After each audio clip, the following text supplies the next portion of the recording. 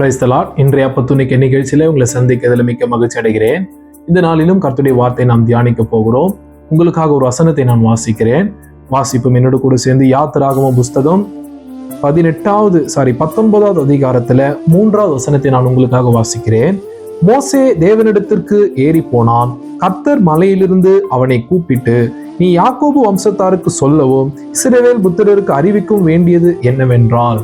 ஆமென். கவனிங்க, ஜெபத்தை குறித்து நாம் தியானித்து வருகிறோம்.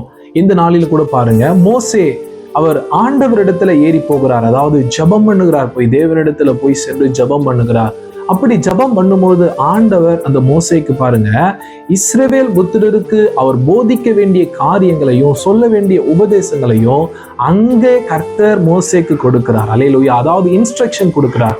நீ என்னென்னலாம் இஸ்ரவேல் ஜனங்களுக்கு போதிக்கணும், நீ என்னெல்லாம் இஸ்ரவேல் ஜனங்களை நீ அவர்களுக்கு உபதேசிக்கணும்னு சொல்லி ஆண்டவர் அந்த ஜெப நேரத்துல மோசேக்கு அவர் இன்ஸ்ட்ரக்ஷன் கொடுக்கிறார். சில ஆலோசனைகள் அங்க வழங்குகிறார்.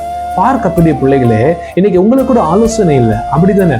உங்க குடும்பத்தை எப்படி நடத்தணும்னு தெரியல, உங்க ஊழியத்தை எப்படி நடத்தணும்னு தெரியல, உங்க பிள்ளைகளை எப்படி நீங்க வளர்க்கணும்னு உங்களுக்கு தெரியல, அவங்களை எப்படி ஹேண்டில் பண்ணணும் உங்களுக்கு தெரியல. காரணம், உங்களுக்கு ஆலோசனை இல்லை. ஆண்டவர் பாருங்க உங்களுக்கு ஆலோசனை கொடுக்க வல்லவரா இருக்கிறாரு.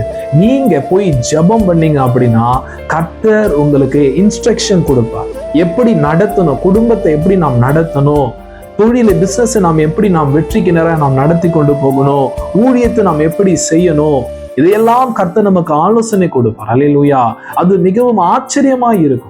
பாருங்க, அதுதான் எரேமியா 33:3 அவர் சொல்லுகிறார், என்னை நோக்கி கூப்பிடு, அல்லேலூயா, அப்பொழுது நான் உனக்கு உத்தரவு கொடுத்து நீ அறியாததும் உனக்கு எட்டாததுமான பெரிய காரியங்களை நான் உனக்கு அறிவிப்பேன் ஆண்டவர் சொல்றார். அல்லேலூயா. பெரிய காரியங்கள் உனக்கு அந்த விஷயம் தெரியாது, ஆனா நான் உனக்கு அதை போதிப்பேன். அல்லேலூயா. எப்போ அப்படி கேட்டீங்கன்னா, நீங்க கர்த்தரை நோக்கி ஜெபம் பண்ணும் பொழுது ஆண்டவர் உங்களுக்கு ஆலோசனை தருவார். பாருங்க, அப்போஸ்தலர் 13:1 நாம் வாசிக்கிறோம். பாருங்க, அங்க அப்போஸ்தலனாகிய பவுல், பர்னபா, அவரோடு கூட சில ஊழியர்கள் பார்த்தீங்கன்னா, நீங்க உபவாசம் பண்ணி அவங்க ஜெபம் பண்ணி கொண்டிருக்கிறாங்க ஊழியர்கள்லாம்.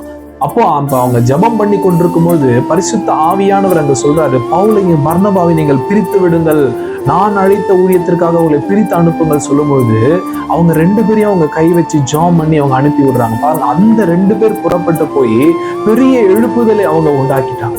அப்போ ஆவியானவர் ஆலோசனை கொடுப்பார். எப்போ அவர் அறிவுறுத்துவார் கேட்டீங்கன்னா, நாம் ஜெபம் பண்ணணும். நாம் ஜெபம் பண்ணும்போது ஆண்டவர் நமக்கு இன்ஸ்ட்ரக்ஷன் கொடுக்கிறார். அல்லேலூயா. கர்த்தர் தாம் உங்களை ஆசீர்வதிப்பாராக. ஆமென்.